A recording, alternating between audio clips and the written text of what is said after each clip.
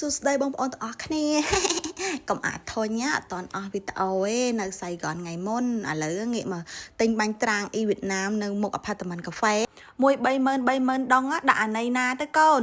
មើលគាត់ធ្វើដាក់គ្រឿងដាក់ក្រៅពុកប៉ាក់នឹងតំណងបងប្អូនអើយដឹងតែជាតិសាហាវតែហ្មងណាគ្រឿងរបស់គាត់ហ្នឹងមានច្រើនណាបងប្អូនអើយសាច់ផាត់បកាក្រៀមខ្ទឹមអំពងបឺស្លឹកខ្ទឹមពងក្រួចហ្នឹងអូកោវឹកលុញហ្នឹងតតក្រៀមផ្ទះបាញ់ត្រាងហ្នឹងហាមែនគេមកទិញទៅអីមួយម៉ាតអី30000ដង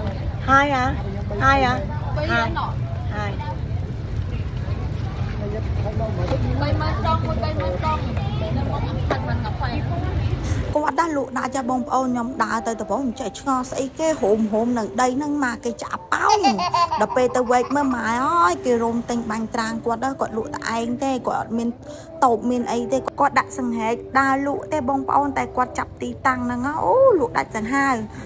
ឈើព្រែកភោគនិយាយដើមអ៊ីហ្នឹងអាំងតែគាត់ស្ដាប់មិនបានណាអូឆ្អិនបាត់ហើយណាបត់ដាក់ថង់អីយើងណាចាំមើលចាំភ្លក់រសជាតិស្នាដៃអ៊ីនឹងផ្ទាល់នេះតើវាឆ្ងាញ់ប៉ុណ្ណាចាំមើលជាតិប៉ុណ្ណាសុំតាមដានទាំងអស់គ្នាបងប្អូនអើយ